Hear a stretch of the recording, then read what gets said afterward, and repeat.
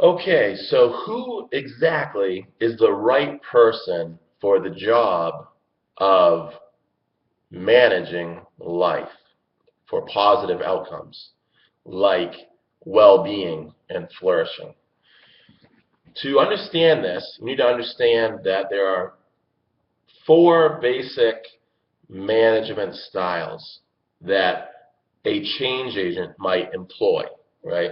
And this is another way to say this is there's four roles that you can act in. You can, like an actor acts in a role on a stage.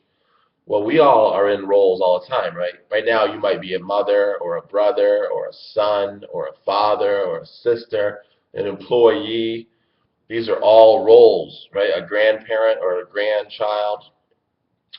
Uh, a role is just a set of structured actions that you know how to do, right? And each role comes with certain rules of engagement, right? If you're going to play the part of the villain, well, then we all can guess what kind of actions you're going to engage in, right? What kind of rules are you going to follow? Probably we can predict that you're going to not respect the boundaries of others. You're going to probably try to dominate people. You're probably going to try to exploit others and to get access to what they have without earning it yourself, right? Um, if you're going to play the role of a minion character in a movie, right, someone who just does the bidding of a villain, well then we guess that you're probably gonna be like that, Igor that opens the door and says, "Hello, come on into the bad guy's house," right? Even though I know there's harm waiting for you, I'm still gonna let you in and invite you in just because this guy in the back, the bad guy, the villain, told me to do it. And the reason is because I'm so afraid of standing up to that guy and saying, "No, I'm not going to do your bidding anymore," right? People who get into this minion type of life management style do so because they have a pattern of acting in ways that facilitate the destruction of others. So let's say an example might be if I'm a heroic person, right?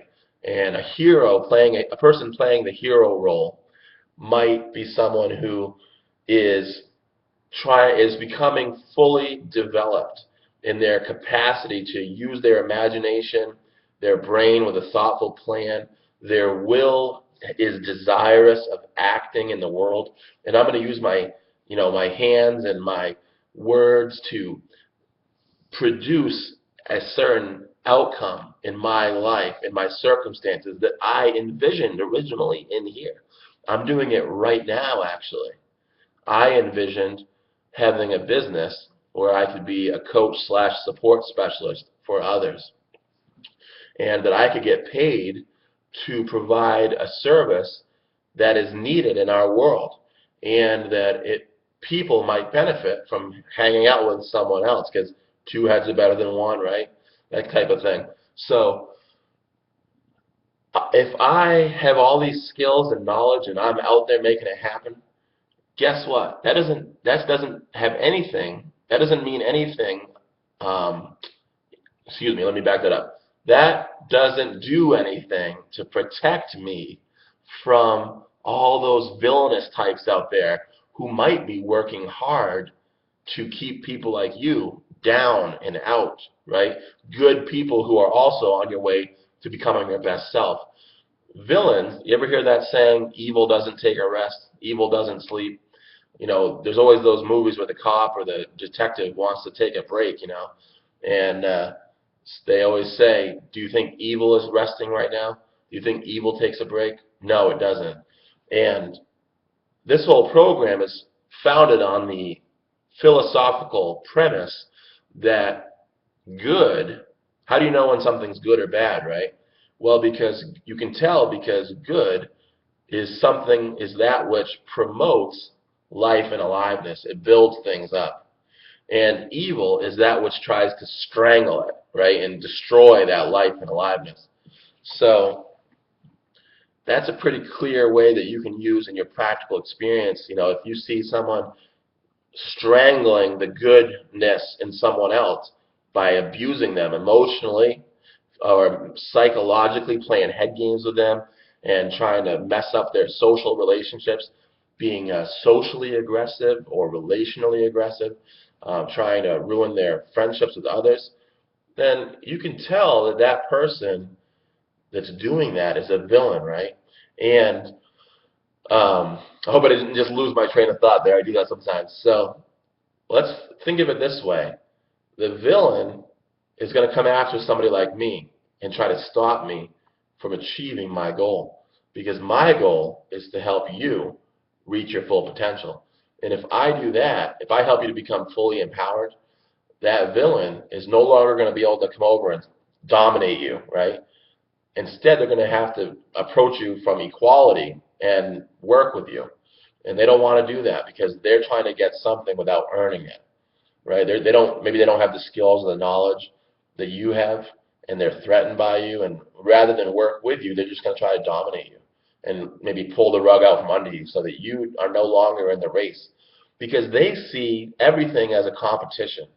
And so when you start to excel at life and you keep growing and getting better and more successful, they misinterpret that as competitiveness because they're not excelling, right? But they don't want you to either. So they're going to try to tear you down so that they don't have to look bad because that's what they think is happening, is that they're looking bad because you're excelling. And that's obviously not the case. It has nothing to do with them.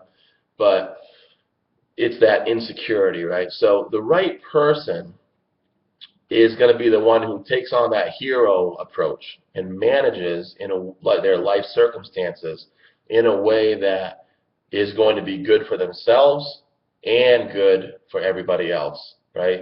Heroes are able to create good experiences and to protect those good experiences, right? They don't let bad guys come in and hurt their children.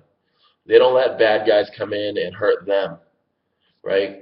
And they don't let, and this also, there's lots of bad women out there too. I said bad guys, but there's bad people out there.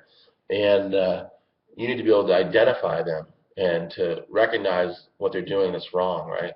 So the right person for this job is going to be one who can stand up to those villainous characters in a respectful way. You're not going to call them a villain, right? I'm just using that as an analogy so you can understand what you're dealing with, right? But and then one last piece on that, there's another fourth role, and that's what I call the sidekick role.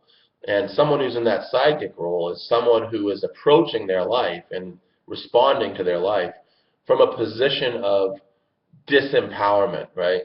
They're not going to go around and let people use them for evil, but they're also not engaging in the way that they could be that would be making them get much better results. Often a sidekick is someone who means well, but they look to someone else for their leadership, right? Like in the old Batman and Robin story, Batman was the leader. Batman had the plan, and Robin just followed along with it. In this case, what's better than that? If Robin had learned those planful skills just like Batman had, then they could be two heroes together, side by side, going into the world, rather than just, one guy with lots of power and another guy with a little bit of power, right? So we want you, A, to take responsibility and understand that you have power to change things. B, we want you to treat other people well and try to always get what you get by earning it rather than trying to take it from someone with force, right? Heroes don't force people.